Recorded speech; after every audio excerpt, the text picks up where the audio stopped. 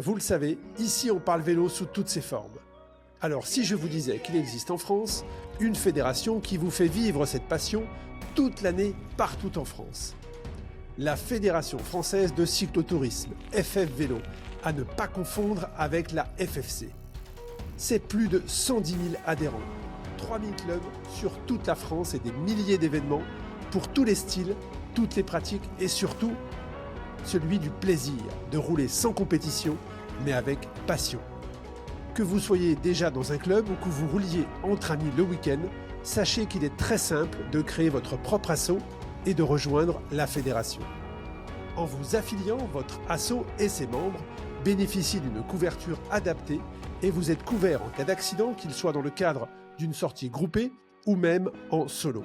Cela vous garantit une tranquillité d'esprit lors de vos sorties, tout en offrant un cadre sécurisé pour organiser vos événements, avec le soutien de la fédération. Alors que vous soyez 5, 10 ou 20 à rouler ensemble, créez votre association, c'est simple, accessible et cela peut tout changer. D'ailleurs, du 3 au 10 août, à Orléans, FF Vélo organise la semaine fédérale, 8 jours de vélo et de fête, avec des parcours route, VTT et gravel ouverts à toutes et tous.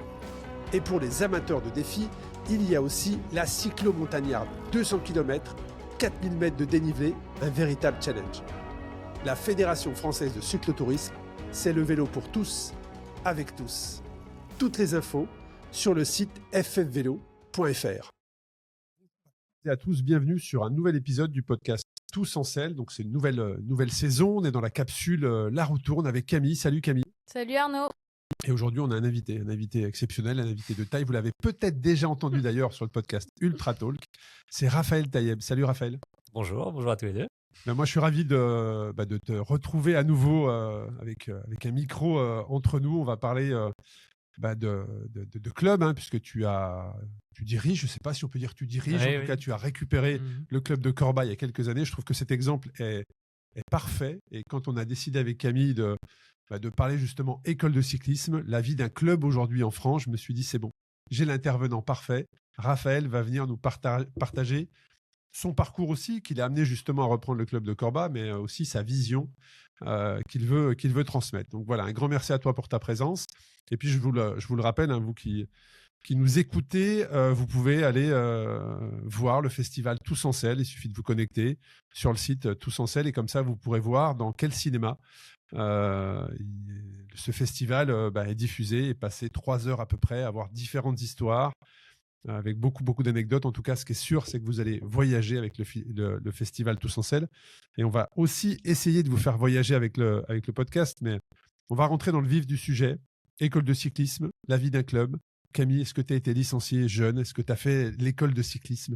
J'ai jamais fait l'école de cyclisme et je le regrette encore aujourd'hui. Je trouve que on en parlait avec Raphaël avant de commencer. Moi, je trouve qu'on apprend à faire du ski, on prend des cours de ski, on apprend à jouer au tennis, on prend des cours de tennis. Ça marche avec à peu près tous les sports, je pense. Vous pouvez essayer, mais voilà. Donc j'ai fait plein de sports. J'ai toujours fait du vélo. En revanche, je pense que mes parents se sont jamais dit tiens, on va mettre cet enfant en club. Et pourtant, j'adorais faire du vélo, mais je crois qu'à l'époque, je suis âgée, parce que j'ai l'âge canonique de 40 ans. Et je crois qu'à l'époque, ouais, ça se faisait peut-être pas beaucoup. En tout cas, chez moi, j'ai pas souvenir d'avoir vu vraiment du club de vélo. Et pourtant, je trouve que s'il y a un sport qu'il faut bien enseigner à ses enfants, qui va leur servir tout au long de la vie, c'est le vélo et la natation aussi. Mais voilà, moi, je trouve ça essentiel. Donc non, c'était ma réponse courte à « je n'ai pas été en club ». Mais c'est surtout, effectivement, tu as raison, hein, c'est comment se déplacer en vélo, mais c'est surtout les codes. C'est-à-dire quels sont les codes pour se déplacer. Voilà, il y a le code de la route, bien évidemment, mais il faut être très, très à l'aise. Et plus tu commences jeune, eh bien, effectivement, mieux c'est. Raphaël, je vais te laisser la parole. Donc, je vais déjà te demander de te présenter. Et puis comment tu es arrivé, toi, dans l'univers du vélo? Avec plaisir. Alors, moi, j'ai 38 ans, donc je suis sur tes pas, Camille. J'ai un parcours professionnel de chef d'entreprise. J'ai créé une entreprise en sortant de mes études à 23 ans, dont je suis toujours président aujourd'hui. Une entreprise dans les manuels scolaires. Et ça fera sans doute un lien avec des sujets qu'on va aborder après. Et donc, cette entreprise, je l'ai créée à Paris il y a 15 ans. Je l'ai déménagée avec ma famille à Lyon il y a une dizaine d'années maintenant. Et aujourd'hui, c'est une PME d'une centaine de personnes qui est basée à Vèze. Et mon rapport avec le vélo, il est encore bien antérieur à ça, puisque je suis, comme je pense nous trois, passionnés de vélo depuis que je suis tout petit. J'ai le souvenir de suivre le Tour de France depuis l'année où c'est Björn Ries qui gagne, donc ça devait être 96 si mes souvenirs sont bons. Donc j'avais une petite dizaine d'années, et même avant ça, je faisais déjà la course avec des copains dans le quartier, à côté de chez moi, à Paris, enfin en banlieue parisienne. Et donc voilà, 35 ans d'amour de ce sport, et qui ont débouché sur les 5 dernières années où il s'est passé pas mal de choses, à la fois personnellement sur le plan sportif, puisque j'ai fait du haut niveau amateur entre 2020 et 2024. Et sur la même période, j'ai effectivement repris la direction d'un club qui existe depuis 40 ans, qui est basé à Corba, dans le sud-est de Lyon. Et je l'ai repris avec l'ambition de le développer de façon assez importante sur pas mal de sujets dont je pense qu'on va parler. Et donc voilà, en très rapide introduction. Et j'ai 2 enfants, Noam et Ethan, dont le plus grand est avec nous aujourd'hui. Puis on va parler école de vélo, donc on est dans le thème. Alors c'est vrai qu'il y a l'école de cyclisme, hein. J'ai posé la question à Camille si elle avait pratiqué petite l'école de cyclisme, mais il n'y a pas que l'école de cyclisme dans un club, et c'est pour ça que je voulais absolument que tu interviennes, Raphaël, parce que tu as cette vision vraiment à 360. Certes, il y a l'école de cyclisme, mais il y a aussi accompagner les futurs champions et les futures championnes vers le haut niveau. Ça passe aussi par la scolarité. Il y a aussi le marketing autour d'un club. Donc tout ça, on va essayer de faire un 360. Mais alors, il y a quand même, tu as été très humble dans ta manière de te présenter, parce qu'il y a des titres de champion de France quand même, hein, à cette table.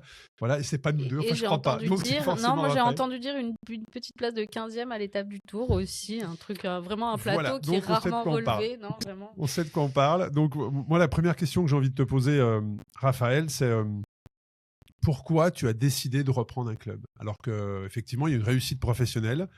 Donc, tu aurais très bien pu j'allais dire te passer, parce que ça semble aujourd'hui quand même pas compliqué, mais c'est du temps. Reprendre un club, Ouais. c'est associatif pour les gens qui sont avec toi. Donc, c'est du temps, c'est de l'engagement. Pourquoi tu as repris le club de Corba? C'est une bonne question. C'est une bonne question, et la formulation est tout à fait pertinente, parce qu'effectivement, c'est pas simple. Non, faut y croire, sur ça prend pas mal du de points sur lesquels on va revenir. Mais si je l'ai repris, comment ça s'est fait? On était à peu près un peu avant le Covid, et donc ça faisait 10 ans que je développais mon entreprise. Et je commençais déjà dans un coin de la tête à penser à ce que je pourrais faire, soit à côté, soit après ce premier projet entrepreneurial. Et compte tenu de ma passion pour le sport cycliste, je me disais que parmi les possibilités, il y avait celle d'embrayer sur un projet dans le vélo. Et donc, j'ai commencé à réfléchir à l'idée de me rapprocher d'un club ou créer un club. Oui, parce qu'il y avait aussi cette possibilité-là Ça aurait pu être partir ça, from ouais, scratch. tout à fait. Mais avant de partir de zéro, ce qui est évidemment encore plus long et compliqué, je me suis dit, je vais déjà me rapprocher des clubs du coin. Il y a sûrement des gens super, avec des projets intéressants. J'avais été moi-même dans un club à l'époque où j'étais en banlieue parisienne, à Corbeil-Essonnes. Donc là, on est en 2010, 11, 12. Un des clubs références des années, des années 90. Voilà. Aujourd'hui, c'est plus tout à fait le même statut, mais effectivement, dans les années 90, il y avait une équipe pro à Corbeil.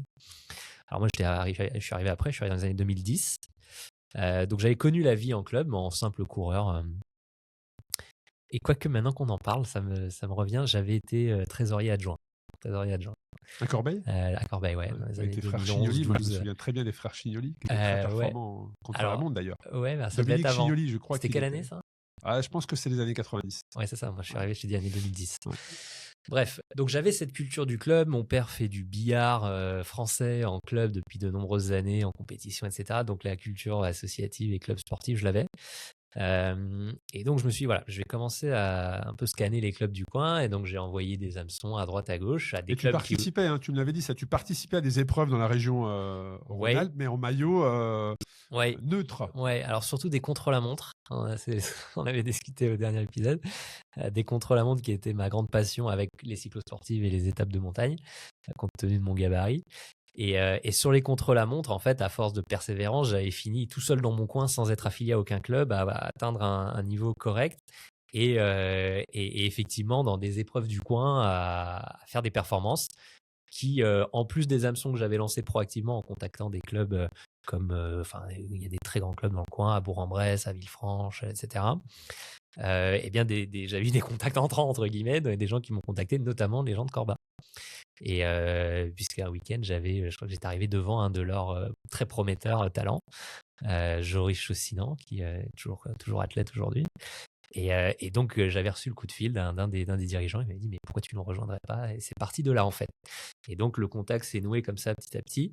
J'ai commencé par être sponsor à titre secondaire, parce qu'il y avait déjà un sponsor principal dans le club à l'époque.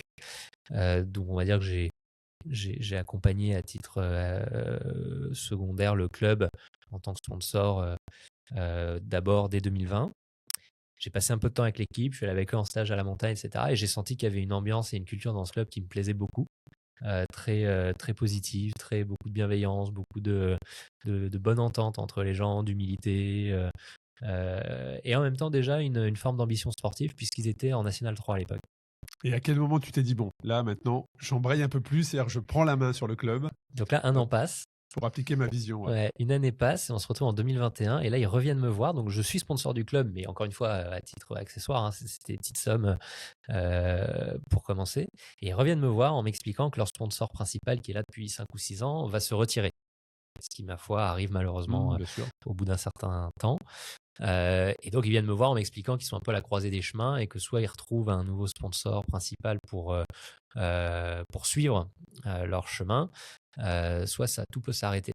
Et en fait, moi, en 2021, j'avais commencé à entamer un processus de cession de ma boîte. Donc, j'étais encore plus dans l'après.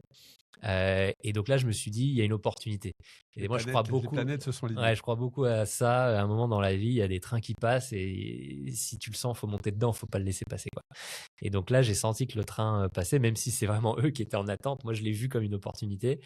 Et je leur ai dit, bah écoutez, moi, ça peut me brancher comme idée. Mais j'ai aussi une roadmap et une vision de ce que je veux faire. Donc, est-ce que ça vous va ou est-ce que c'est pas le cas? Et en l'occurrence, la roadmap, elle était assez ambitieuse puisque le plan, c'était de devenir assez rapidement un des meilleurs clubs français au niveau amateur, de diversifier le club en créant une équipe féminine notamment, d'investir beaucoup dans les doubles projets, l'éducation des jeunes et des athlètes de haut niveau. Et puis de se dire que tout ça est un chemin qui pourrait nous amener un jour vers une équipe pro, même si c'est sur 5, 10 ou 15 ans. Mais voilà, de se dire, on met l'ambition max, quoi. Et au début, ils sont repartis de cet échange. A posteriori, ils m'ont dit qu'ils m'ont pris pour un fou. Bah, en fait, ça allait être ma question. C'est-à-dire que c'est bien de. Je veux dire, tout le monde pourrait le faire. De dire, voilà ce que je vous propose, tout le monde pourrait parler. Tu vois ce que je veux dire? Ouais. Mais comment tu as argumenté? C'est-à-dire que j'imagine que tu es venu présenter un projet avec probablement un support. Enfin, tu vois ce que je veux dire? C'est comment tu as dit, voilà, on va faire ça, on va faire comme ça. Est-ce que tu es rentré dans le détail? Parce qu'il faut être convaincant quand même aussi. Bien sûr. Alors, mais je me mets à leur place, tu vois, ouais. un club tout à fait classique. Et là, on commence à leur dire, voilà, on va se structurer, on va devenir un des plus grands clubs français. Alors, avec le recul aujourd'hui, c'est vrai qu'on pourrait se dire, c'est bien joué, mais si on se remet en 2021, où rien n'avait encore été fait, ouais. Comment tu as construit ça? Ça t'a pris déjà combien de temps Ça allait assez vite. de le coucher sur le papier, quoi? Ça allait assez vite parce qu'ils sont venus me voir de mémoire courant du printemps, avril-mai. Et je me rappelle déjà qu'en juin, juillet, on était en rendez-vous à la métropole parce que je voulais faire rentrer la métropole dans le projet, etc. Donc, tu avais une vision très claire. Oui, j'avais une vision claire. Voilà. Et puis surtout, la rencontre m'a stimulé. Et quand c'est comme ça, ouais, ça peut aller très vite parce que ça fuse. Et puis, je pense que ça doit aussi beaucoup à à 2 personnes, en l'occurrence, qui ont été les premiers contacts que j'ai eu avec ce club. Julien Chave, qui est toujours vice-président du club aujourd'hui, et Richard Alandry, qui était président à l'époque, qui est lui aussi vice-président, un 2 vice-présidents aujourd'hui, toujours. Donc l'un est le jeune dynamique, très branché compète, etc., qui est d'ailleurs un des dirigeants de Matériel Vélo, une boîte que vous connaissez bien. Et l'autre est le jeune retraité, passionné, bénévole à temps plein, comme il dit, et figure emblématique du club, parce que là, depuis très longtemps. Et en fait, les deux, la réponse à ta question, comment ça s'est fait, en fait, ça tient beaucoup à la confiance qu'ils ont eue dans ce que je leur ai proposé, dans la confiance qu'il y a eu entre les personnes, en fait. On s'est bien entendu, on a fité. Et je pense que c'est à leur crédit beaucoup, parce qu'en fait, ils auraient pu ne pas me faire rentrer dans le projet. Ils auraient pu me dire désolé Raphaël, mais c'est pas le plan. Et donc si le club en est là aujourd'hui, c'est certes parce que j'ai amené cette vision, que j'ai amené beaucoup de choses, d'énergie, de moyens dans le club, et ça, mais c'est avant tout parce qu'ils l'ont rendu possible en m'ouvrant la porte. Et ensuite, le reste du comité directeur, puisque comme tout club, il y a une équipe dirigeante qui est bénévole, d'une dizaine de personnes que j'ai dû ensuite rencontrer et convaincre également, parce qu'il ne suffisait pas d'avoir convaincu Julien et Richard. Et donc là, forcément, ils m'ont vu arriver, le jeune de 35 ans, start-upper, machin, on voit l'image, quoi. Donc, il y en a qui est un peu, qui c'est celui-là qui débarque dans notre monde de club de vélo de banlieue lyonnaise. Et je pense que c'est à la fois probablement ce que j'ai fait jusqu'à présent dans le monde professionnel avec ma boîte, dans l'éducation, dans un sujet qui, je pense, qui parle à beaucoup de gens. Et puis ensuite, les échanges que j'ai eus, et je pense il y a eu un fit culturel. Mais ça, encore une fois, je l'avais senti dès l'année d'avant quand j'ai passé une petite semaine avec eux dans les Alpes en stage. Déjà, j'avais senti que en termes de valeur, ça crantait. Donc, c'est important. Pas eu de surprise de ce point de vue-là. Ouais. C'est important. Avant qu'on rentre dans l'école de cyclisme, qui est la base, parce que je pense que dans cet épisode, on va construire les choses comme ça. On va partir de la base et on va aller jusque vers le haut niveau, là où vous souhaitez, le club de Corba, projeter les futures championnes et les futurs champions. Mais moi j'ai une question, c'est quand tu reprends le club, quand vous reprenez le club, quand tu mets ton staff en place, quelles sont les premières choses que vous changez, que vous modifiez, que vous améliorez? Vous avez commencé par quoi? Et j'ai aussi une question sur le naming, parce que ça, c'est la pierre centrale du projet. Ouais. Par contre, on a commencé, il y avait beaucoup de choses à lancer, parce que quand j'arrive, le club avait des moyens très, très, très modestes. Il était en National 3. Et donc, l'ambition étant de progresser, il y avait une question de moyens. Donc, il y a eu un premier chantier sur lequel je me suis lancé assez vite, c'est de trouver de l'argent pour le club, en plus de l'argent que je mettais moi, parce que depuis le début, j'étais attaché à l'idée que le club ne dépende pas financièrement de moi. Ce qui, je trouve, est très malsain, en fait, quand vous dépendez d'une personne, etc. Donc, je voulais jouer le jeu, et je le fais encore aujourd'hui en contribuant de façon assez sensible au budget, mais je suis loin d'être seul, et j'ai des super partenaires avec moi qui m'accompagnent et qui rendent tout ça possible. Donc, j'ai vraiment commencé par ce sujet-là. Je suis allé voir, comme je disais, la métropole, parce que il y avait toute une vision. Le club s'appelait le Vélo Club de Corba. Et pour moi, rien que là, il y avait un sujet à travailler. Parce qu'en fait, si on veut avoir une ambition nationale ou plus, il faut que le nom parle, quoi, au commun des mortels. Donc déjà, il y avait l'idée de remettre Lyon dans le naming. Et à défaut d'avoir la ville, puisqu'on était basé à Corba, on est allé voir la métropole. Et donc, le club est devenu Corba Lyon Métropole dans un premier temps. Donc ça, c'était un des premiers chantiers, et la métropole, par son vice-président au sport, Florest Tangrou, et son directeur au sport, Yves Maclay, ont accroché au projet, nous ont fait confiance et nous ont rejoints. Et déjà, paf, ça a changé d'un coup le statut du club, qui était devenu un club lyonnais. Pas le club lyonnais, mais un club lyonnais. Et puis ensuite, trouver d'autres partenaires privés, puisqu'aujourd'hui, à peu près 80% du budget du club vient de partenaires privés. Et c'est une grande particularité du club. Beaucoup de clubs dépendent de collectivités territoriales, départements, régions, villes. Exactement. Et Et ça, c'est une particularité qui est à la fois une force et pas toujours évident. Une force parce que c'est réparti sur plus de monde. On a une trentaine de partenaires. Que du coup, quand il y en a un qui fait des faux ou se retire, il n'y a pas de catastrophe. Et donc, on dépend moins des baisses de budget des régions qui en ce moment font de mal à beaucoup de clubs, y compris pas loin de chez nous. La fermeture du club de Vaux-en-Velin, c'est une histoire qui ressemble à ça quand même. Quand tu parlais des clubs justement en région lyonnaise, c'est ce à quoi j'ai pensé. Je me suis dit en région lyonnaise, avant que le club de Corba émerge, on va dire, on cherchait le club qui allait succéder au club de Vaux-en-Velin, qui était la référence dans la région. Ouais. Et ensuite, il y a eu un gros travail au niveau du staff. Et très rapidement, on a eu l'opportunité de faire venir au club un des meilleurs directeurs sportifs du peloton amateur qui s'appelle Denis Repérant, qui était sur le départ de Dijon, un autre grand club français amateur. Et donc, on s'est rencontrés assez vite, dès l'été qui a suivi cette séquence. Alors, moi, j'ai jamais rencontré Denis, mais je pense qu'il faut qu'on invite Denis. Ah oui. Ok. Ah ouais, il faut qu'on invite Denis. Moi, je le suis. Alors, je l'ai jamais rencontré, mais je le suis depuis très longtemps. J'ai vu son évolution. Et un jour, on le retrouvera au plus haut niveau, probablement, j'espère d'ailleurs, avec Corba. Mais ouais, je pense qu'en tant que directeur sportif, pour qu'il nous explique sa vision, son métier, on se le note, Camille, pour les prochains épisodes en saison 2. Il y a tous les résultats qu'il a eu à Dijon et qui vous expliquera mieux que moi, mais qui a été un club, le meilleur club de France. Et puis avant Dijon, il a fait Paray-le-Monial, ou Digoin. Ouais. Il a fait l'UC Digoin. Donc là, on parle de petits clubs. Mais ce que je veux dire, c'est que en arrivant chez nous, première saison, on gagne la Coupe de France Nationale 2 avec les hommes. Et aujourd'hui, donc on démarre notre 3e saison en National 1. Et en fait, une des marques de fabrique vraiment du club depuis 4-5 ans, c'est qu'on a une progression constante. Et j'espère que ça va durer, pourvu que ça dure, comme on dit. Mais je pense que c'est assez reconnu dans le peloton. On n'a pas été un feu de paille, c'est-à-dire qu'on n'a pas d'un coup gagné toutes les courses, machin, parce qu'on s'est payé des super athlètes, je sais pas quoi. En fait, on construit dans la durée et chaque année, on est un peu meilleur que l'année d'avant. Et là, on est le 23 ou 24. Au moment où on enregistre, on est le 25. 25, voilà. Et on a déjà gagné une course en élite. On a placé 2 garçons dans les 4 premières positions de la première manche de Coupe de France Nationale 1. C'est du très, très, très, très haut niveau. Enfin, ça n'a rien à envier aux premières classes professionnelles de Belgique ou d'Italie.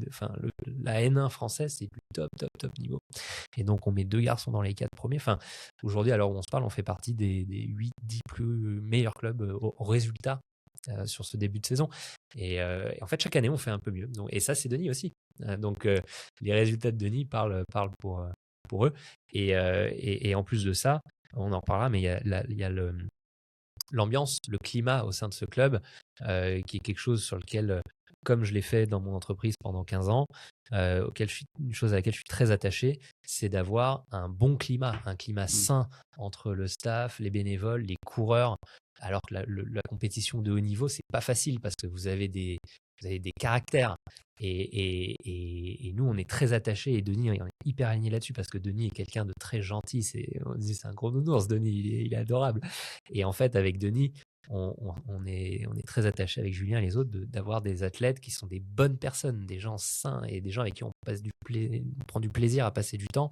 Et j'étais avec eux à cette manche de Coupe de France samedi. Et voilà, cette année, c'est encore ça. C'est vraiment un collectif qui fait plaisir à voir. Et je crois que ça devient aussi une marque de fabrique du club. C'est un club où les athlètes sont bien traités, où le staff est bien traité et où il y a une bonne ambiance. Bon, écoute, Denis, si tu nous écoutes, bientôt tu seras au micro du podcast Tous en selle. Juste sur le naming, donc tu nous as expliqué comment la métropole était venue effectivement au club, mais vous avez basculé sur Hexagone à un moment donné. Ouais. Comment ça s'est fait? C'est vrai que tu parlais d'une équipe au niveau national, donc Hexagone, ça peut paraître naturel. Ouais, c'est vrai. Mais avant d'aller sur l'école de cyclisme, je sais que Camille a beaucoup de questions. Ouais. Est-ce que tu peux nous parler de ce naming justement? Bien sûr. Là, il y a une année de plus qui passe. Donc ça, c'est vraiment étape par étape. Une année de plus passe puisqu'on fait une année sous ce nom Corba Lyon Métropole. Et puis, ce qui se passe, c'est que en parallèle de ce moment où je reprends le club, 2020, 2021, 2022, avec quelqu'un que tu connais bien, Romain Malbreil, je commençais à développer une équipe sur Zwift. Et cette équipe sur Zwift, avec Romain, on a décidé de l'appeler Hexagone. très tôt. Donc, c'était les mêmes années, 2020-2021. Parce qu'en fait, on était les premiers Français à s'organiser comme équipe. Et on courait contre des Américains, des Au moment du Japonais. Covid, c'était les années. Ouais, c'est ça, ouais. exactement. Et donc, nous, on s'est dit, on va être les Frenchies parce qu'à l'époque, il y avait une ligue inter-équipe avec une quinzaine d'équipes internationales. Donc, et d'ailleurs, il y avait la Movistar dedans. C'était la seule équipe pro qui avait une filiale, entre guillemets, e-sport. Mais sinon, c'était une équipe américaine, une équipe belge, une équipe japonaise, etc. Et donc, nous, on s'est dit, on va être les Français du truc, puisqu'on est arrivé tôt, on a été embarqué dans cette ligue. On s'est dit, allez, on va s'appeler Hexagone. Puis on se disait, ça sonne bien, Hexagone. On parlait de plus en plus de l'octogone, de ce sport de combat. On s'est dit, Hexagone, ça sonne un peu pareil, un peu punchy, etc. Puis France, machin. Et puis en anglais, ça se prononce Hexagone. Tu vois, il y a aussi les Lyonnais, tu vois. Ça, je vais être très honnête. Vous n'avez pas pensé. Oh, c'était pas fait pour ça. Voilà. mais maintenant, voilà, on se dit, comme quoi, le nom a été vraiment bien choisi. Mais c'était pas fait pour ça, mais voilà. Et puis en anglais, voilà, c'est ça le dernier point. En anglais, ça se prononce Hexagone. Et en fait, sur GCN, à l'époque, on commentait les courses Zwift et les commentateurs anglophones parlaient d'Hexagone, Frenchy Hexagone. C'est cool. Et donc, bref, on s'est lancé comme ça. Et donc, avec Romain, je développais ça. Avec le club, je développais le reste. Et puis, au bout d'un an, 1 an et demi, je me suis dit, les deux commençaient à prendre de l'ampleur. Et je me suis dit, faut merger les projets, en fait. Il faut merger les projets parce que ça n'a pas de sens de développer les deux côte à côte. Si les deux prennent un super envol, autant tout réunir et capitaliser sur cette marque qui était effectivement une idée que j'avais à la base de ce que je veux développer dans le vélo. En fait, je trouve qu'il y a un certain nombre de choses qui dysfonctionnent dans le sport cycliste, au niveau amateur comme au niveau pro. Et pour moi, le péché originel, c'est cette question du naming. C'est-à-dire que les structures n'ont pas d'identité fédératrice, d'identité stable dans le temps, avec des couleurs, une charte graphique, un ADN, un nom, une communauté, etc. Et notamment chez les pros, la même équipe, elle peut être rouge une année, verte l'année d'après, s'appeler A puis s'appeler B.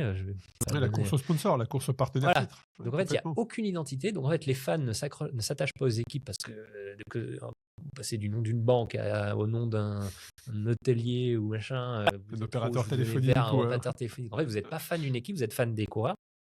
Alors que dans le foot, vous êtes fan du PSG depuis que vous avez 5 ans et à 70 ans, vous êtes toujours fan du PSG, quoi. Et le PSG, il n'est pas devenu vert. Donc, moi, ça, j'ai toujours trouvé que c'était un truc qui tournait pas rond dans le vélo. Alors, on sait d'où ça vient, le modèle économique, très compliqué à trouver. Donc, on fait avec ce qu'on a. Le sponsor nous donne de l'argent, mais nous demande le naming. On lui donne le naming. Mais bon, je me dis qu'avec un peu de créativité, on doit être capable de changer ça. Je m'inspire beaucoup de ce qui se passe dans le e-sport, le gaming, avec les équipes Vitality, Fnatic, Carmine Corp, etc. C'est des gars qui ont réussi à créer des IP, des marques fortes, des communautés autour de ça. Oui, il y a 10 ans, il n'y avait rien. C'est incroyable. Donc, pourquoi est-ce qu'on n'y arriverait pas dans le vélo? Et donc, j'avais cette idée avec cette marque Hexagone. Et paf, au bout d'un moment, on a, donc là, c'est la 3e saison. Donc, la première saison, ça devait être 2023. On a décidé que les équipes physiques, donc hommes, femmes, sur route, VTT, etc., porteraient le maillot avec écrit Hexagone.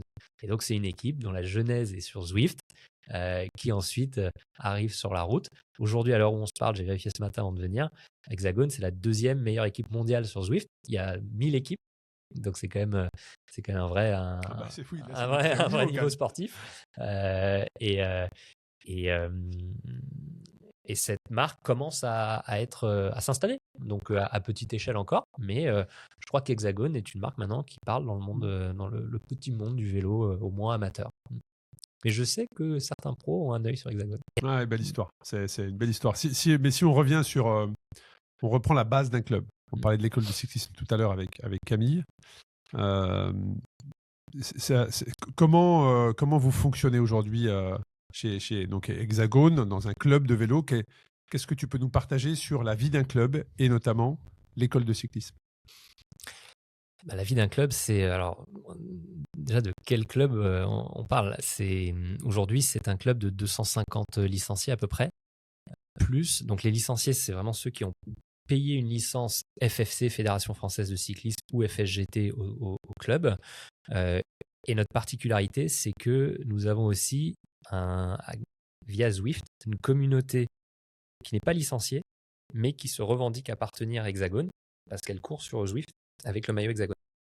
Et là, c'est plusieurs centaines de personnes en plus. C'est quoi? C'est considéré comme des fans? Non, pas On vraiment. appelle ça la communauté.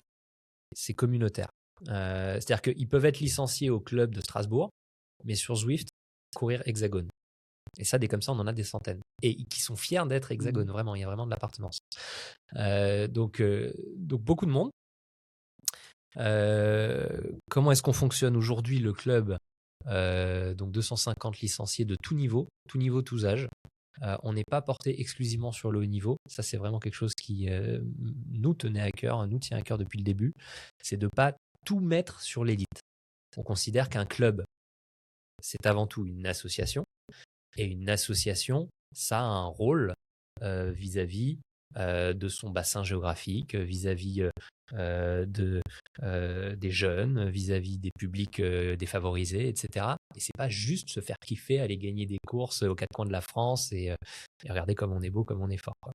Donc, on a des gens de tout niveau, tous âges. On a des retraités qui font du cyclotourisme. On a des jeunes à l'école de vélo, on peut en parler.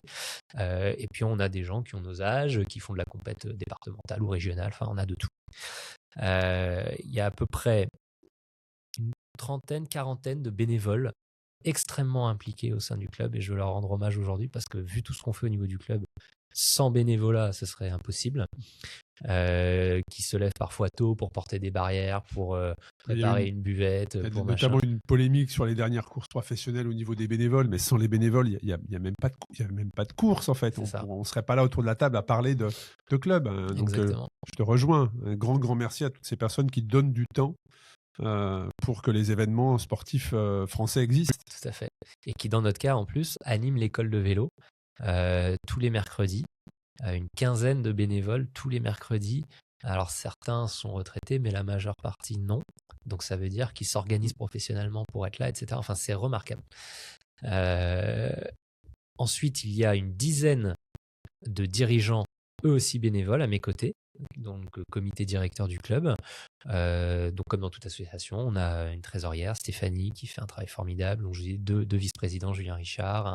Et puis ensuite des responsables de section, VTT, Ludovic Mougel, responsable secrétaire général, Nicolas Vial. Enfin bref, tout un ensemble de dirigeants qui sont à mes côtés et qui font un super boulot eux aussi. Et ensuite, on a 5 salariés, puisqu'en fait, quand j'arrive, il n'y avait pas de salariés au niveau à l'intérieur du club. Donc ça aussi, c'est un grand changement, c'est qu'on a embauché du monde. Et ça, c'est pas rien, parce que ça devient une petite entreprise, hein, l'histoire. Donc Denis, mais pas que. On a également Sébastien, qui est deuxième directeur sportif et qui a été coureur au sein du club avant. On a 2 alternants et Max, qui est mécanicien. Donc eux sont payés par le club. Et donc au niveau de l'organisation, et puis ensuite il y a quelques prestataires qui vont ponctuellement intervenir pour renforcer le staff sur des courses à droite ou à gauche. Donc ça peut être un kiné de temps en temps, ça peut être un assistant sportif à d'autres moments, etc. Donc le club est organisé de cette façon. On a plusieurs sections. Donc au niveau élite, on a cette équipe nationale 1 masculine. On a l'équipe nationale 2 féminine qui fait sa 3e saison. On a une équipe nationale 3 en VTT. On a une équipe U19. Donc U19, c'est les juniors qui évoluent sur route également, sur route et cyclocross. On a une équipe qu'on qualifie équipe réserve, qui est une espèce d'antichambre de la N1. Vous avez des bons athlètes, mais qui font leurs preuves avant de pouvoir courir avec les N1. Donc là, vous avez une petite poignée d'athlètes. Et puis ensuite, vous avez le gros du contingent qui ne sont pas vraiment dans des sections, mais qui courent quand ils en ont envie, certains plus régulièrement d'autres. Et là, vous avez plusieurs dizaines d'athlètes de tout niveau, de toute section. Donc ça va vraiment du niveau entre guillemets départemental au niveau national, quoi. Et enfin, cette équipe Zwift, qui a la particularité d'aller piocher des talents des athlètes en dehors, encore une fois, des purs licenciés du club, qui est plus communautaire en ligne, quoi. Donc voilà un peu. Après, je peux peut-être vous dire un peu plus en détail selon ce que vous voulez creuser. Moi, sur la partie, donc tu nous disais 250 licenciés. Bon, vous avez des enfants. Oui. Là, on n'en a pas encore beaucoup parlé. Ouais. Et moi, j'aimerais bien savoir justement, déjà à partir pour les parents qui nous écoutent, Ouais. tu veux mettre ton enfant à l'école de cyclisme. À partir de quel âge vous accueillez les enfants? Il est temps de faire une petite pause dans cet épisode. C'est l'heure du ravito. Et qui de mieux que Meltonic pour nous accompagner? Meltonic, c'est la marque française qui mise sur le naturel pour booster nos performances, que ce soit en pleine course ou lors de nos entraînements. Créé en 2014 dans la mielerie familiale, Meltonic a révolutionné la nutrition sportive avec le tout premier gel à base de miel, plantes toniques et huiles essentielles. Chez Meltonic, l'objectif est de montrer qu'on peut aller plus loin, plus fort, sans jamais trahir son corps ni la planète. Leur mission est simple, vous aider à donner le meilleur de vous-même, naturellement. Parmi les ambassadeurs, Pierre Rolland, ancien coureur cycliste professionnel, 13 Tours de France au compteur, 2 victoires d'étape et une passion assumée pour les purées toniques salées à la noix de cajou Meltonic. Rendez-vous sur le site meltonic.com afin de découvrir tous les produits qui vous accompagneront sur vos prochaines sorties. Ouais. Alors, effectivement, on a une école de vélo qui connaît un essor assez important depuis quelques années par le rayonnement du club, par aussi dommages collatéraux, enfin, conséquences collatérales de la fermeture de clubs comme Vaux-en-Velin, où effectivement, ça nous apporte pas mal de jeunes qui veulent continuer. Et là, je salue le travail fantastique qui est réalisé depuis plusieurs années par David Goncalves, qui lui l'animateur de ce pôle formation avec Alexandre Le Sec et tous les autres bénévoles, qui anime ce pôle de formation école de vélo depuis de nombreuses années. Un travail fantastique et vraiment énormément de temps et d'énergie. Là, ils sont en Espagne en ce moment pour une semaine, rouler avec des températures, quoique là il fait pas très froid, mais avec des températures, un peu de soleil, une semaine. Et on a loué un bus, 80 personnes dans le bus, la remorque, machin, grosse logistique. Et donc pour répondre à ta question, les jeunes de l'école de vélo, ils sont une cinquantaine aujourd'hui. Ok. Et ça démarre grosso modo à l'âge de 7 ans, Ok. à peu près. Donc ils arrivent en sachant déjà faire du vélo. Oui. Ok. En général, c'est rare qu'on récupère un gamin qui n'est jamais mis. Vous faites pas de club draisienne, qu'on Non, soit. Ok. non. Qu'on soit clair. On est un club quand même qui a vocation à évoluer dans le monde de la compétition cycliste. Ok. Ça veut pas dire qu'à 7 ans, on leur met un dossard, on dit allez, vas-y. Mais par contre, c'est quand même la vocation du club, ce qui veut dire qu'au fil des années, ceux qui ne s'intéressent pas à la pratique compétition vont pas se trouver leur à l'aise compte, là-dedans. au niveau du club. Et au niveau, donc on parle de compétition, mais on parle aussi de pratique. Comment ça se passe? Est-ce que vous avez une section route, une section VTT, une section BMX, ou est-ce qu'ils pratiquent tous les types de vélos un peu? Comment vous organisez ça? Alors, à l'école de vélo, on essaye de mixer les pratiques au maximum, parce qu'à cet âge-là, déjà, chacun ne sait pas encore ce qui lui plaît le plus. Donc, c'est très bien de découvrir. Ensuite, pour le développement physique du corps du jeune et même mental, de varier les pratiques, c'est très très bien. Donc on les amène dans les chemins, on les amène sur la route, on les amène parfois quand on peut sur des pistes. Alors on a une piste de BMX, on a une chance sur le parc de loisirs de Corba où est basé le club d'avoir une petite piste de BMX, donc on a cette chance-là. Mais on n'est pas pour autant club de BMX, c'est-à-dire que c'est plus pour initiation avec les virages, et voilà exactement. Mais on n'est pas un club de BMX. Hein. Le BMX, c'est top, mais c'est vraiment c'est un monde à part dans le vélo. Enfin, c'est une culture bien spécifique, c'est une pratique bien spécifique. Et d'ailleurs, il y a des clubs de BMX souvent dédiés à cette pratique, qui font pas du tout de route ou autre chose. Et c'est souvent des grands clubs. Les plus grands clubs en nombre d'adhérents en France sont des clubs de BMX. Ça, on le sait pas souvent. Parce que comme il y en a moins, ils tractent énormément ils attirent beaucoup de gens puisqu'en fait ils rayonnent très loin autour du club.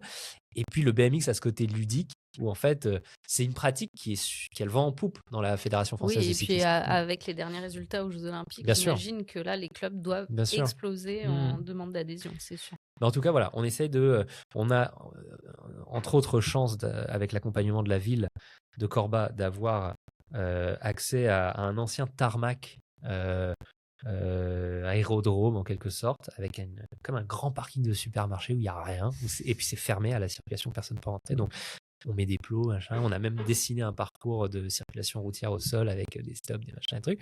Donc c'est aussi ça, c'est leur apprendre la sécurité routière, etc. Et donc voilà, ça va être sur ce tarmac, ça va être quand ils grandissent après quelques années sur la route, avec des problématiques de sécurité évidemment très importantes. Ça va être sur les chemins, soit en cyclocross, donc vous voyez avec cette espèce d'entre-deux entre le VTT et la route, quoi. Le Et puis gravel, parfois, voilà. Cyclocross, gravel, voilà. tout dépend. Mais on essaye de varier les pratiques, ouais. Et en termes de compétition, vous les emmenez aussi, du coup, j'imagine, et sur des courses routes, et sur des courses VTT, et sur des courses cyclocross. Ouais, on en a qui font les deux, les trois. Le VTT a quand même un track un peu spécifique parce que ce ne sont pas les mêmes animateurs, mais bon, j'allais dire c'est une question d'organisation interne, mais certains sont route et VTT, il y en a. Et compétition, par contre, ça démarre pas à 7 ans. C'est passer le cap des 10-11 ans, quoi, les premières. Ok. Et pour rebondir sur la question des animateurs, et après j'arrête de te poser 1000 questions. Non, Mais avec plaisir. c'est quoi le profil aujourd'hui des gens qui viennent encadrer? Tu disais que c'était des bénévoles, mais du coup, un peu le cadre juridique, légal, etc. Comment ça se passe pour Alors, accueillir les enfants? il y a parmi eux, il y a des diplômés. Donc, il y a des, comment dire, des jauges, enfin des quotas, c'est-à-dire que tu dois avoir un certain nombre d'éducateurs diplômés pour un certain nombre de jeunes.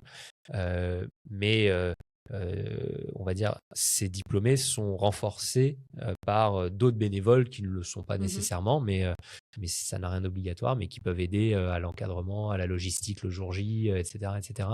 Mais donc, tu as un diplôme d'État d'encadrant qui te permet de participer à cette activité-là.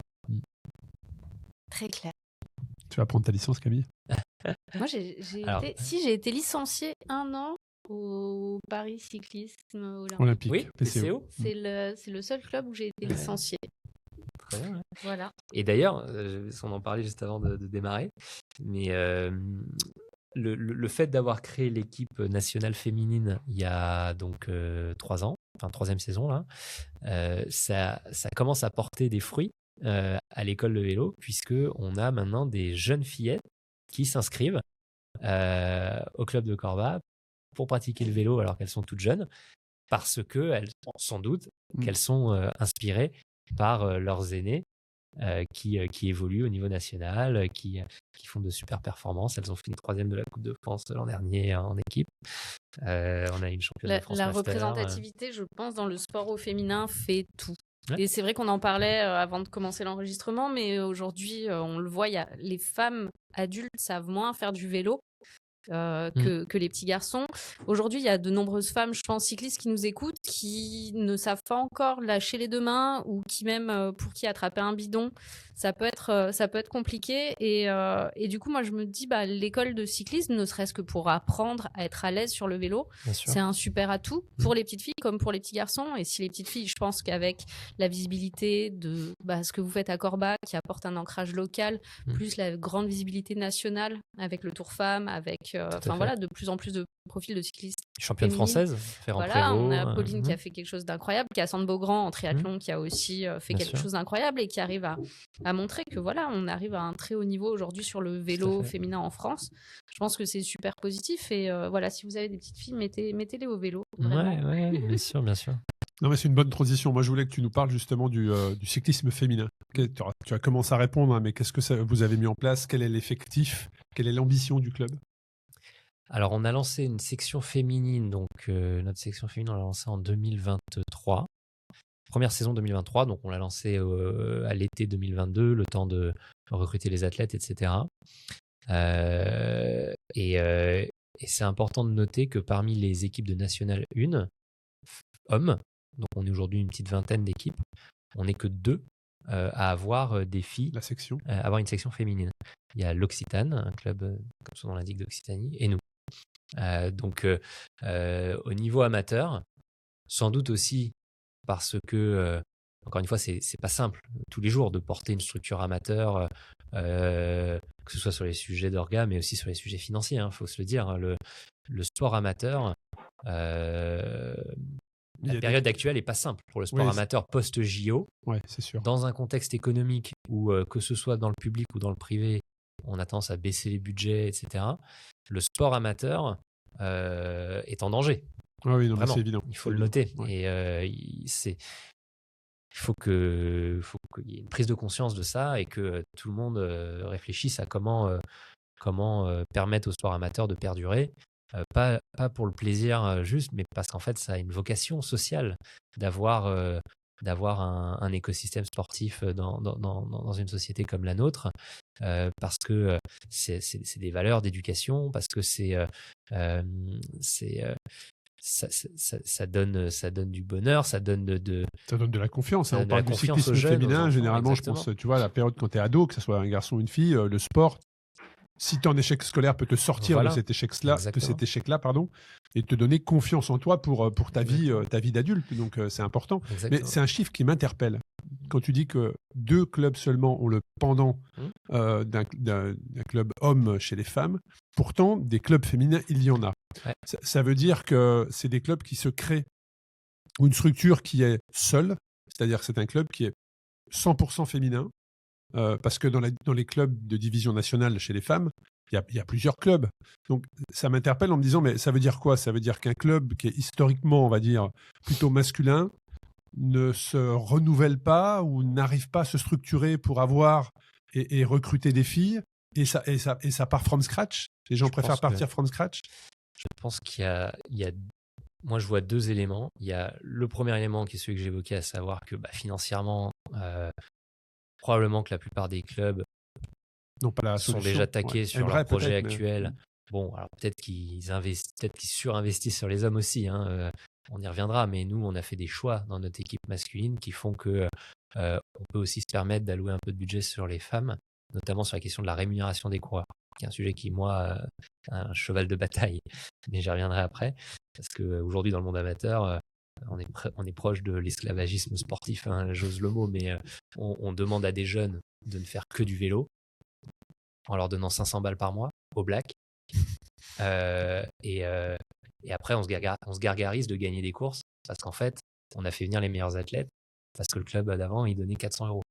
Donc, moi, j'ai toujours refusé de rentrer dans ce jeu qui, je trouve, extrêmement néfaste pour les jeunes.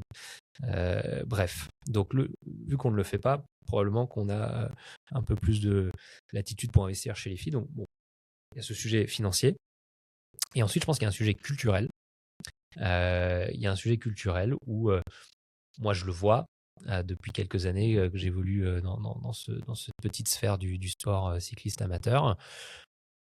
Les gens qui dirigent des équipes masculines n'ont pas beaucoup d'intérêt et d'envie à développer des équipes féminines.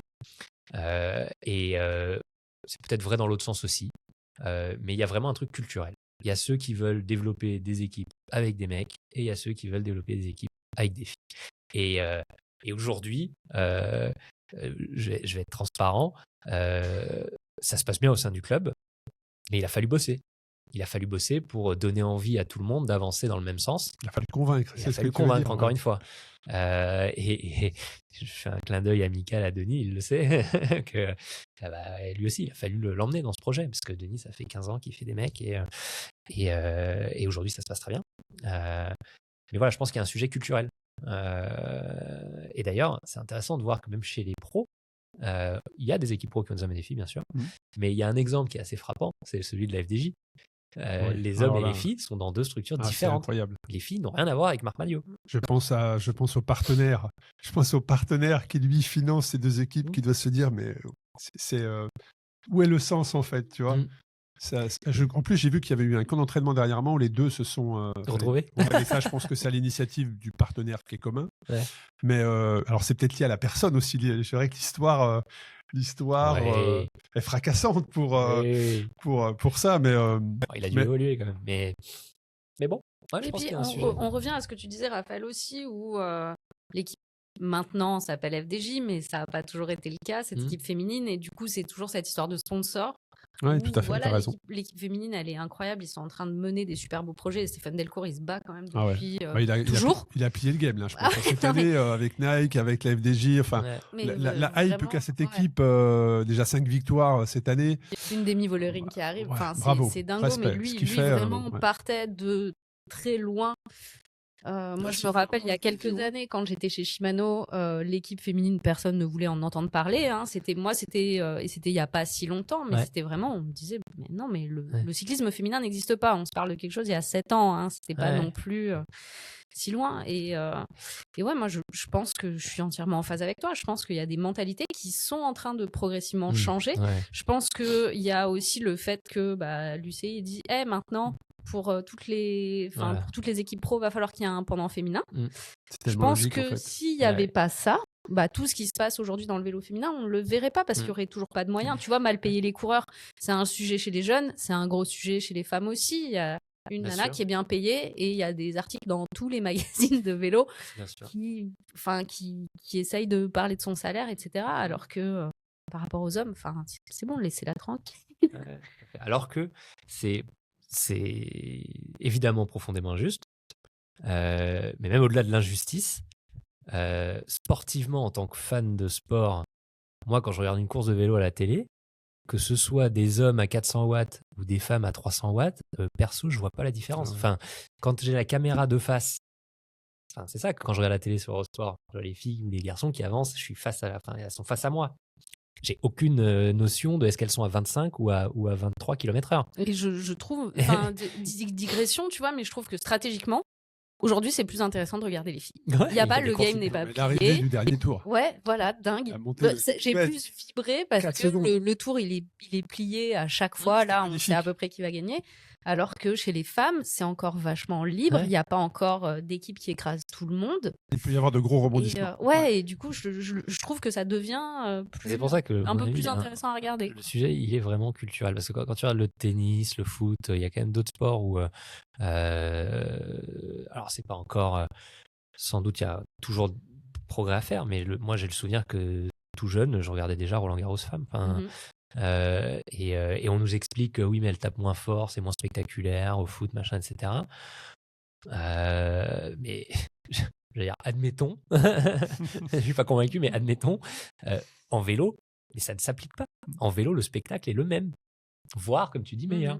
Non, Donc, mais c'est il y a génial une vraie de suivre. En plus, injustice, on rentre dans une période de classiques là où il va y avoir toutes les grandes classiques hommes et femmes. Et franchement, moi, je sais qu'un Paris-Roubaix, par exemple, je peux autant de plaisir à regarder un Paris-Roubaix féminin qu'un Paris-Roubaix entre le samedi et le dimanche. Pour moi, les deux, c'est un rendez-vous à ne pas rater, tu vois. Alors, ce qu'il faut, je pense, pour transformer l'essai, c'est starifier des athlètes féminines Je suis comme entièrement il y a d'accord. des stars masculines, parce que c'est aussi pour ça qu'on C'est regarde comme un ça que ça sport. va rayonner. tout à Et fait. c'est top de voir qu'il y en a qui émergent vraiment, parce que quand tu regardes une course où tu connais pas les acteurs, tu as plus de mal à t'engager et à te prendre. Et puis aussi pour les jeunes faut qu'on les filles, connaisse, en fait. pour les jeunes filles qui regardent, c'est aussi quelque part un exemple, se projeter. Moi, je me souviens, j'ai eu la chance d'être à une arrivée du Tour Femmes, quand c'était aux planches de Bellefille. Et on était comme ça, on attendait que les filles arrivent, et qu'elles sont arrivées, elles sont passées. J'ai eu à côté de moi une famille, et la petite fille, je sais pas, elle était ado, je pense, tu vois. Elle dit, un jour, moi, elle dit à sa mère, un jour, je serai là, tu vois. Et j'ai trouvé ça C'est génial. Et d'ailleurs, j'en profite pour rebondir, mais pour avoir été sur le Tour Femmes aussi, et si vous aimez assister au Tour, sur le Tour aujourd'hui, sur le Tour de France Hommes, les coureurs sont inaccessibles. Vous les verrez pas, ils sortent pas du camion, ils sont tous masqués, ou alors vous allez les voir passer au Déjà, bord de la il faut route. un accès pour accéder au village, tu vois. Exactement. Pour avoir été sur des villes départ du Tour de France Femmes, c'est encore très très ouvert, et les coureuses sont ravies qu'on aille les voir. Elles sont ravies qu'on aille prendre des photos avec elles, qu'on les encourage. Elles sont toutes vraiment super accessibles et sympas. Et du coup, je ne saurais que trop vous encourager à y aller. Moi maintenant, je préfère, si j'ai la chance d'y aller, et c'est toujours une chance et un privilège, aller sur le Tour Femmes, que je trouve plus intéressant, plus accessible, où il y a une énergie nouvelle. Il y a moins de monde, il y a moins de... Alors, je dis pas qu'il y a moins de stress, parce que les filles, maintenant, elles commencent aussi à avoir un peu la pression des gros partenaires, enjeux, des résultats, il y a des enjeux importants.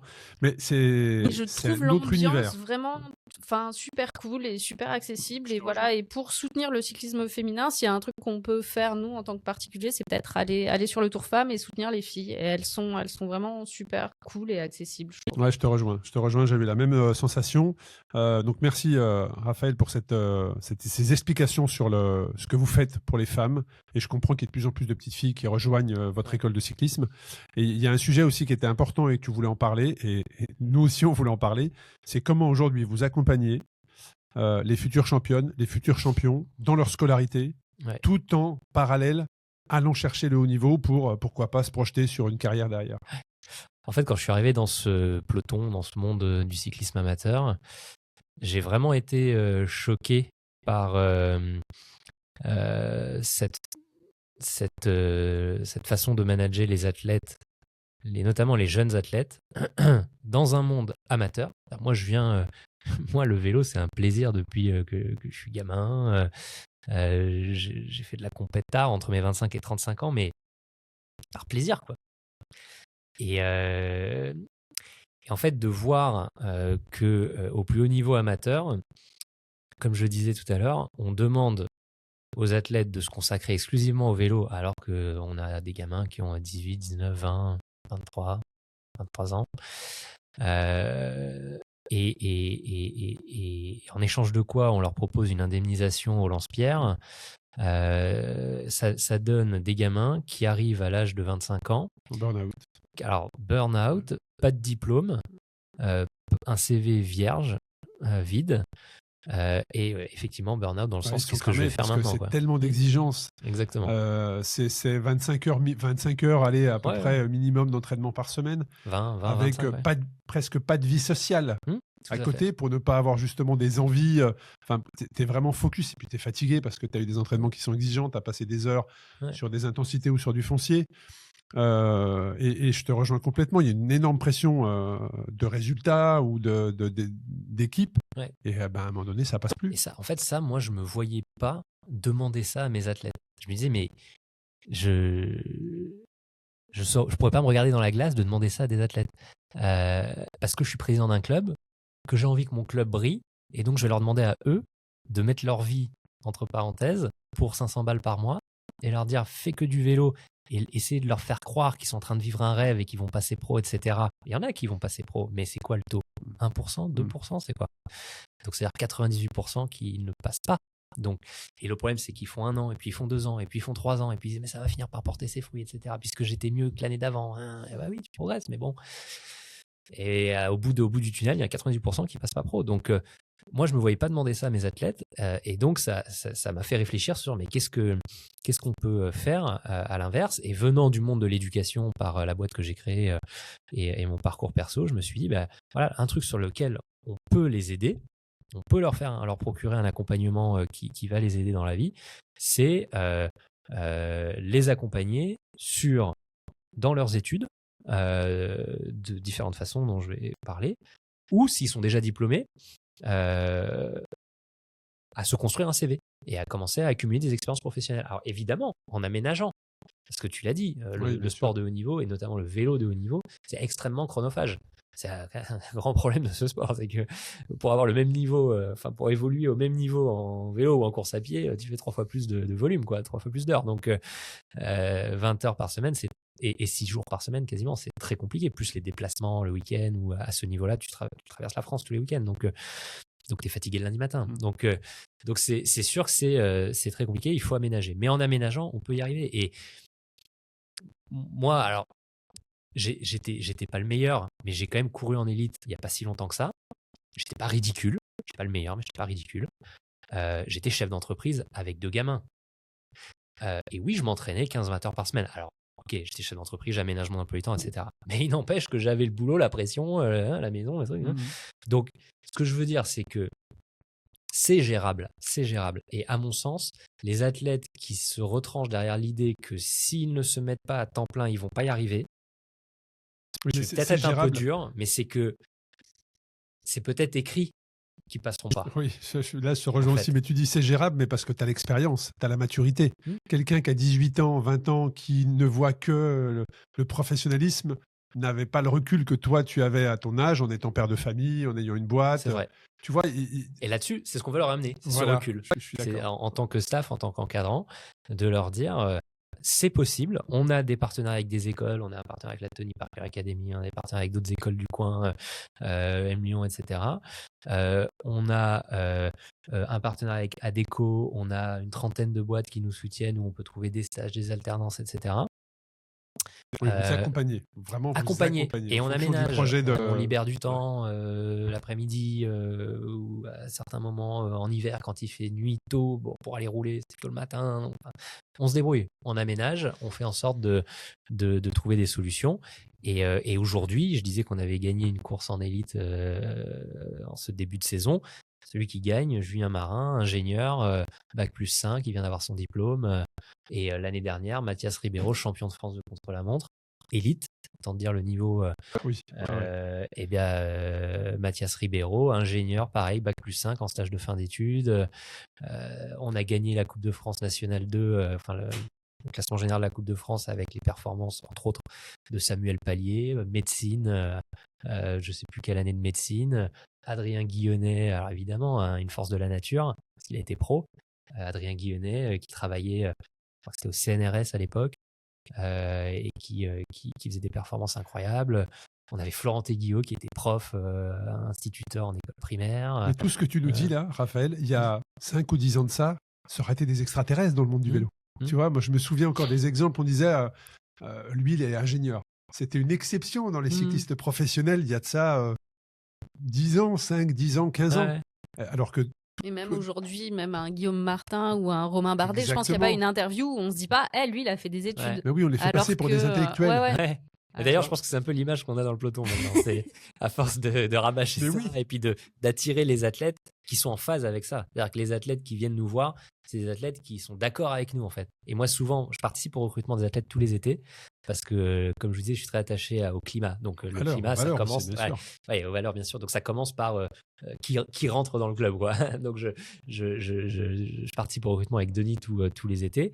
Et souvent, c'est ce qu'ils me disent. Ils me disent, mais votre vision, elle est super, je suis complètement d'accord avec vous. C'est génial. Le projet, je pense qu'il y a beaucoup de jeunes qui sont en club et qui sont à ce niveau-là, qui n'ont pas du tout le même discours de la part de présidents de club. Tu vois, c'est vachement positif, mais moi, pour en connaître quelques-uns, ils sont plutôt dans un truc genre, non, enfin, on leur vend du rêve, on leur dit que de toute façon, la priorité, c'est d'aller rouler et que pour le reste, on se débrouillera. Et du coup, ça peut créer des jeunes qui se retrouvent à un moment en perte de sens, complètement, puis tu vois, avec des difficultés à trouver un emploi, alors que c'est des bosseurs, c'est des gens hyper qualifiés, etc. Donc je pense que c'est un bon virage à prendre pour les clubs, quoi, parce que s'il y a des bourreaux de travail, c'est quand même bien.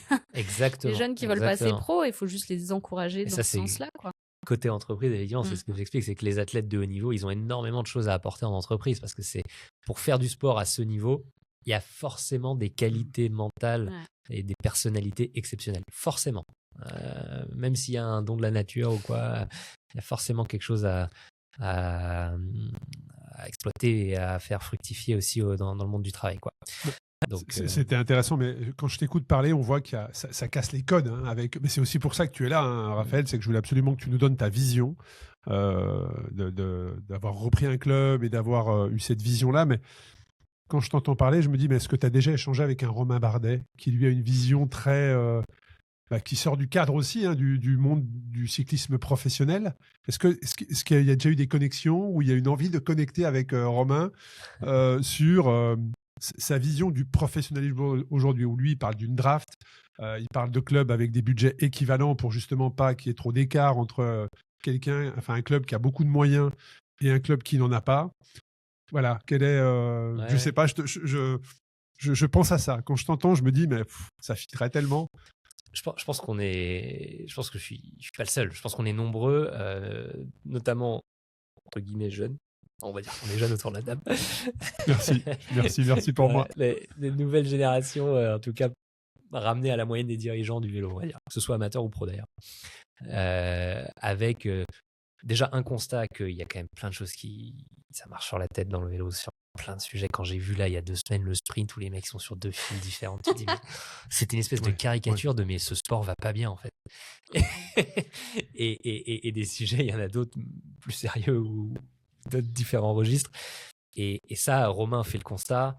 Pierre-Luc Perrichon, dont je suis proche, fait des constats également. Thibaut Pinot a fait des constats. Enfin, il y en a plein qui font des constats sur ça tourne pas Alors, dans à le quel vélo. moment on fait des constats, mais à quel moment, tu vois, on enclenche quelque chose. Ouais, je sais que Romain y réfléchit parce que j'en ai parlé avec lui pour répondre à ta question il y a quelques semaines. Donc tu vois, j'avais. Je comprends. Et je sais qu'il se pose beaucoup de questions sur comment est-ce qu'il peut apporter une pierre à l'édifice pour l'après. Il a envie son après. Je pense qu'il a envie de participer au vélo d'après. J'ai senti de l'envie. Mais effectivement, j'ai senti un constat que je partage sur. Il y a beaucoup de choses. Mais tout ce qu'il dit en plus a du sens, a tellement de sens. Tu vois, il a lâché quelque chose parce que je pense que sa réflexion a été est vraiment réfléchie, tu vois, mais tout ce qu'il. En tout cas, les gros titres, les punchlines que certains journalistes ont sortis, ça a tellement de sens. Ça a tellement de sens. Et je trouve que c'est dans la continuité de ce que tu dis, dans la vision que tu apportes avec, on parle de l'école de vélo, on structure, on met aussi la gamification avec Zwift, on met les filles autant en avant que les hommes, on accompagne les championnes et les champions dans leurs études jusqu'à haut niveau. Si jamais, effectivement, physiologiquement, ils ont les compétences, parce que tu l'as dit, c'est pas tout le monde qui, à la base, physiologiquement, je ne vais pas dire on le sait, mais à un moment donné, quand un sportif met toutes les chances de son côté pour réussir, au bout de 2-3 ans, tu le sais, si vraiment il y a le truc en plus qu'ont les championnes et les champions pour passer pro, mais il faut aussi que la personne l'entende. Il faut qu'elle soit en capacité, il faut qu'elle soit suffisamment mature et bien accompagnée pour lui faire comprendre que, oui, ça sera probablement sa passion toute sa vie, mais il n'y aura probablement pas de haut niveau parce que physiologiquement, on est à un écart. Ouais. Et ça, vous avez tout cet accompagnement-là, qui est en place. Donc, moi, je trouve que voilà, c'est pour ça que je pensais. Mais on a bon espoir à Romain. On a bon espoir sur le long terme de former quelques professionnels.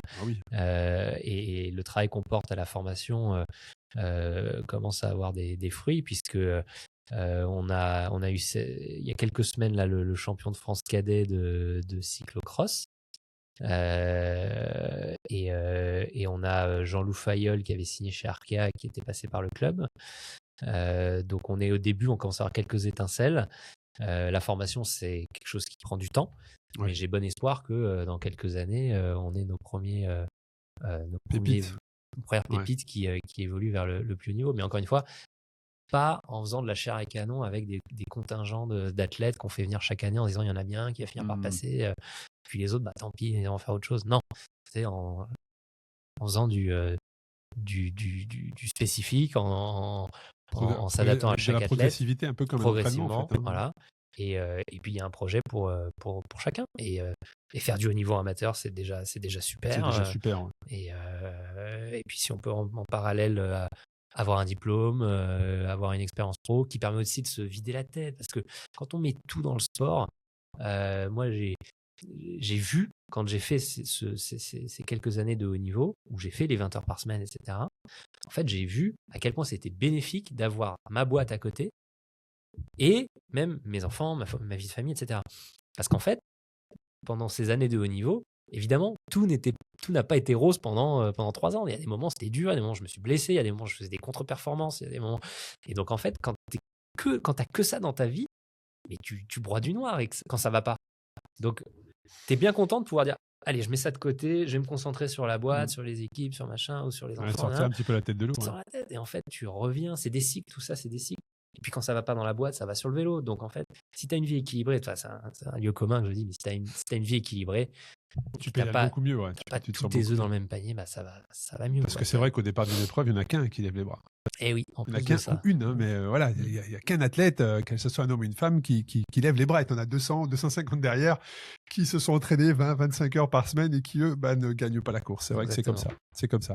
Est-ce qu'il y a d'autres points que tu voulais aborder, Camille, sur cet épisode très, très riche, passionnant ? Moi, j'ai juste une petite question logistique. Demain, tu veux mettre ton enfant en club, ça coûte combien ça coûte une licence? Est-ce qu'il faut du matériel? Tu vois, donner un petit peu une enveloppe. Tu veux mettre ton enfant en club, combien est-ce que ça te coûte à peu près? Alors, ça va dépendre des clubs, puisque chaque club fixe le prix de ses licences librement, même si une grosse partie du prix de la licence est reversée à la Fédération française de cyclisme. ce qui fixe quand même un plancher. Mais nous, pour donner un cas concret, chez nous, la licence pour un jeune, elle se situe entre 250 et 330 euros l'année, selon l'âge du gamin. En termes de matériel, le cas normal, c'est le gamin vient avec son vélo. Maintenant, pour nous, il est hors de question de refuser un gamin parce qu'il n'a pas de vélo. Donc, on a des vélos au club. On a récupéré des vélos. Alors, les vélos flambant neufs, 1 à 10, et machin, etc. Mais on a des vélos. Et on a la possibilité d'organiser un système de prêt de vélos pour les enfants qui en ont besoin. Donc, n'importe quel enfant doit pouvoir venir faire du vélo au club. Le prix de la licence, c'est pas rien, mais quand on ça compare comprend l'assurance aussi. Ah bien sûr, ça comprend l'assurance. Ça comprend, pour ceux qui ont l'âge de commencer à mettre des dossards, ça comprend les engagements. Donc, ils ne payent plus les compétitions toute l'année. Ça comprend un maillot hexagone, un sweat hexagone, un t-shirt hexagone, voilà, toute la panoplie du bon membre de la communauté. Et puis voilà, l'adhésion au club, donc toute la vie du club, quand on fait des barbecues, des machins, des trucs, enfin voilà, on va dire que c'est un package. Par rapport à ce qu'on voit dans d'autres sports, d'autres clubs, c'est pas déconnant. C'est tous les mercredis pour vous? Tous les mercredis, ouais. Ok. Et il y a des stages en plus Et en plus, il y a des stages facultatifs. Donc là, en ce moment, comme je disais, puisqu'on est le 25 février, je crois, ils sont en Espagne. Mais il y a un stage qui est fait, un stage de cyclocross qui est organisé pendant l'automne. Il y a un stage qui a lieu dans les Alpes au mois de juillet, souvent pendant le Tour de France. Donc, ils ont eu, les jeunes, l'occasion de mêler leur pratique dans les Alpes et puis d'être sur le bord de la route quand le Tour passe. Donc, c'est souvent une semaine très sympa. Et puis après, ponctuellement, il peut y avoir d'autres organisations qui se mettent en place quand le Dauphiné passe dans le coin, etc. Et là-dessus, encore une fois, tout le mérite revient aux bénévoles qui s'engagent énormément pour ça et qui sont vraiment investis de leur mission, quoi. Mais je crois que les jeunes qui sont au club s'éclatent vraiment. Donc oui, si votre gamin, garçon ou fille, a un intérêt pour ce sport, juste si vous voulez tester ou voir à quoi ça peut ressembler, n'hésitez pas à prendre contact avec nous. La meilleure façon de nous suivre, c'est Instagram. Je suis en même temps sur Instagram, c'est très très très bien fait. Alors justement, ça c'est une dernière question pour toi, c'est le marketing. Parce que ça aussi, ça casse les codes. C'est si tu veux donner une image ou en tout cas insuffler justement quelque chose, des messages différents, il faut que la communication supporte ça. Comment vous êtes organisé? Parce que la communication, communication marketing, c'est très bien léché. Merci. Encore une fois, tout le mérite revient à des bénévoles, pas les mêmes. Chacun a ses compétences et son domaine d'expertise. Mais en l'occurrence, la communication du club est à 95% gérée par des bénévoles. De temps en temps, sur quelques missions bien précises, on fait appel à des prestats pros. Mais on a quelques bénévoles et je rends hommage cette fois-ci à Romain, encore une fois, lui. Et Antoine, notamment. Il y en a d'autres, mais les deux sont ceux qui passent le plus de temps en tant que bénévoles sur la communication du club. Et c'est vrai que là-dessus, on partage on partage cette envie de créer quelque chose autour de la marque Hexagone, de créer quelque chose d'attractif, de séduisant. Et donc, effectivement, on essaye de mettre la barre assez haute sur la com, dans les idées, dans la qualité des formats, dans la qualité des images, des prises de vue, etc. Comme je l'ai dit, on s'inspire beaucoup du e-sport, on s'inspire beaucoup d'autres univers. Mais le but, c'est de créer quelque chose autour de la marque Hexagone, de fédérer, que les gens soient fiers de porter ce maillot.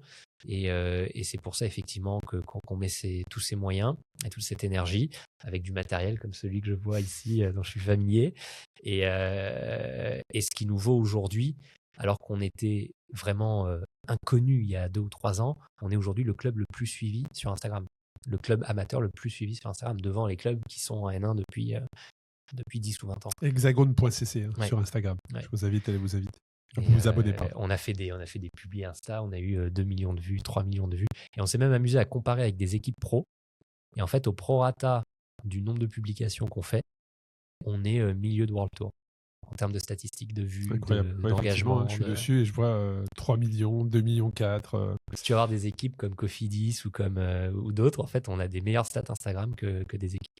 C'est cool de voir une équipe... Pas en nombre de followers, mais en statistiques de voir une équipe amateur, effectivement, qui arrive à avoir un niveau d'engagement plus important que que des structures professionnelles. Donc tout ça a du sens. On arrive sur la fin de l'épisode. Est-ce qu'il y a une dernière chose que tu souhaiterais peut-être partager, Raphaël? Ou est-ce qu'on a fait le tour? C'était très riche. Merci de l'invitation. Et puis, j'ai encore une fois, moi je suis le porte-parole, mais c'est à la fois tous les bénévoles qui rendent ce projet possible au quotidien, les salariés qui s'engagent à fond dans leur mission et aussi les partenaires. Je n'ai pas le temps de tous les citer, mais des PME du coin, d'Inergie avec Louis Verret, Invox avec Guillaume Berthollet, des grosses structures LCL avec Thierry Compagne, Groupama avec Cécile Brasseur, Manuel Barbonchon qui nous ont fait confiance, Adecco, tous ces partenaires qui nous font confiance. Tout ça est sur le site. Hein. Tu as un onglet partenaire, donc c'est corba-lyon-métropole.com sur le site internet. Ouais. Et là, vous aurez effectivement la vie du club, mais aussi les partenaires, justement. Et si vous souhaitez rejoindre le mouvement qu'a lancé Raphaël, vous pouvez directement aller sur Contact et vous mettre en relation. Un grand merci à toi. Merci à vous. Moi, j'ai trouvé ça Merci passionnant. beaucoup. Ça faisait longtemps qu'on devait faire cet épisode. Et là, Avec c'était plaisir. l'occasion, justement, avec le podcast Tous en Selle, la capsule de Camille, que tu nous partages ton parcours, mais aussi ta vie, ton constat. Voilà, parce que la partie constat est importante. C'est voilà ce que je constate, mais voilà ce que j'aimerais faire. Et puis, on se rend compte quand tu as une personne qui a une vision très claire, très précise, il y a d'autres personnes de valeur autour qui viennent se joindre au projet et qui permettent de faire tout ce qui se passe aujourd'hui, c'est-à-dire un mouvement c'est rafraîchissant. Voilà. Merci. Donc, un grand merci à toi et puis tout le meilleur pour la suite. Merci beaucoup. Merci, Raphaël. À bientôt.